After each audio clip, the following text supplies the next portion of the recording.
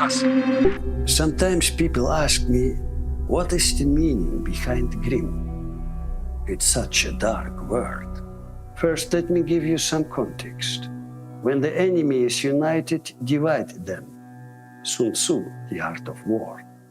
The Suki rule over the world with a simple mindset: divide and conquer. Families get divided. Young and old get divided. Conservative and progressive get divided. East and West get divided.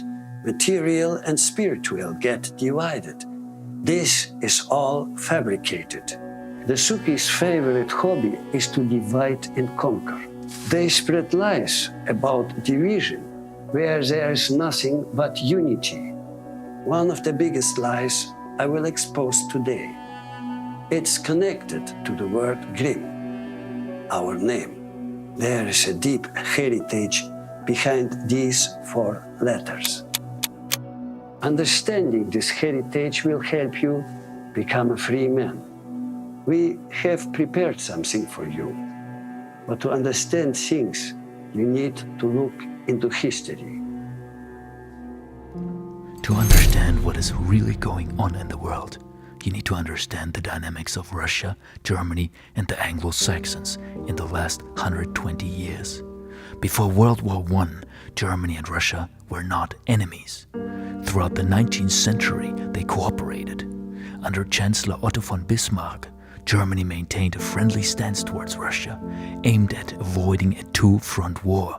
However, after Bismarck was gone, Germany failed to renew ties with Russia, pushing Russia into an alliance with France, setting the stage for future conflict. And we all know how this ended, with Russia and Germany going against each other in 2 world wars. But whenever there's a conflict, ask yourself, cui bono, who benefits? The Anglo-Saxon powers benefited greatly from the division between Germany and Russia. As Ray Dalio points out in The Changing World Order, Germany was on track to become a dominant global power before World War I. Rapid industrial growth, scientific innovation, and strong education. Now combine Germany's engineering strength with Russia's vast resources. The balance of global power in the 20th century would have shifted dramatically. Instead of Britain and the US rising to dominance, it would have been Germany and Russia leading the world. We highly recommend you to watch this phenomenal video, The Changing World Orders. The divide between Russia and Germany is crucial for the Anglo-Saxon powers, and we see the divide being deepened today.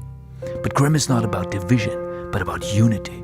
And to understand that, take a look at the meaning of Grimm across languages and cultures. In Proto-Germanic, Grimm means fierce, stern, earnest. Grimmer was the name for warriors who were most relentless. Grimm stood for the highest honor. In Norse, Grimmer was a byname of Odin, the highest god of the Germanic and Viking cultures. Today, the word Grimm and its derivatives are found in English, German, Dutch, Danish, Norwegian, Icelandic, and Swedish. In Ukrainian, the word Grimm means thunder. In Russian, Serbian, and many other Slavic languages, the word for thunder is not Grimm, but Grom, very close. Now add this interesting thought. The Norse and the Slavic honored the god of thunder. The Norse called him Thor, the Slavs Perun. The Germanic, Nordic, and Slavic cultures are closely connected. We honor this connection at Grimm. The Suki divide, Grimm unites. Do you know what the Russian word for one is, by the way? Один. Let me spell that out for you. O-D-I-N. Odin, the highest Norse god, the one. Coincidence? We don't think so. The Slavs and the Vikings share the same roots. The Suki don't want you to know this, but we are all connected. Now let's take a look into the East. The Vedic sages shaped the foundations of Hinduism and Buddhism. Now where did they come from? Take a look at linguistic, historical, and genetic evidence. It points to a deep link between the Vedic world and the Indo-European people of the north. The Vedic Aryans, authors of the Rig Veda, descended from the same warrior cultures that spread across Europe, Iran, and India. Their origins lie in the north, in the Pontic-Caspian steppe, now Ukraine and Russia. Their gods, their language, and their rites echo those of ancient Norse, Slavs, and Germans. And there is a genetic connection, R1A, a chromosome marker passed from father to son. You can see it today in the DNA of millions. It runs through Norse clans, high caste Indians, Scythians, Slavs, and many other cultures. This shared bloodline traces back to the same northern source. Grimm stands for what was never truly broken, our unity. Brothers and sisters across tradition, tribe, and tongue. Don't let yourself be divided. We share the same roots and the same honor.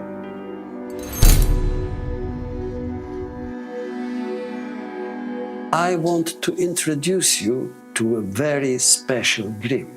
Let's pay tribute to one of the earliest Grimms out there. Someone of deep inspiration and shared values. Here you see the grave of Jacob Grimm, OG, original Grimm, Bratan.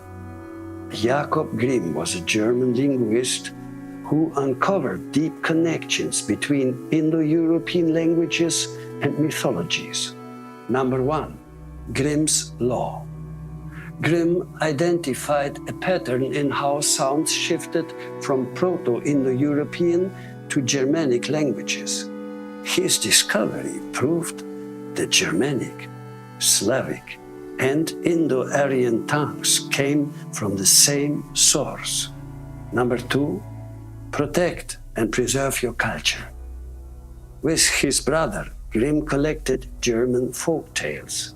These are not just stories, but hold deep psychological and spiritual insights, powerful values to master your life. Grimm understood that morals and values are best taught not with lecture, but with storytelling. This is the Grimm way. Number 3, in his book Teutonic Mythology from 1835, Grimm preserved the culture, the gods, rituals, and mythologies of the Germanic people, and traced links to Christianity, Norse, Celts, and the Slavic roots. This is the true mindset of Grimm, of us.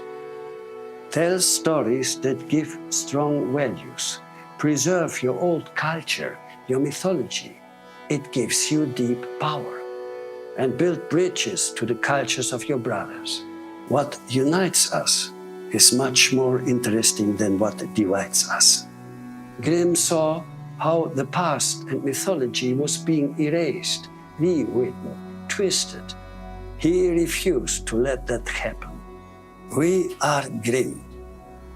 Honor your past. Honor your heritage with the strongest power we have on earth. Storytelling. Storytelling that carries the honorable values of our people, of our culture. In this tradition, we are today revolutionizing entertainment. We did not just create our own fraternity, the Ring of Grimm, but our own cinematic universe. Join here if you want to read the first book of the Grimm series. But don't forget, we are nothing without those who came before us. We only stand tall because we are standing on the shoulders of giants, our ancestors, our heritage, those who came before us. Here is to the Grimm brothers. Be honorable.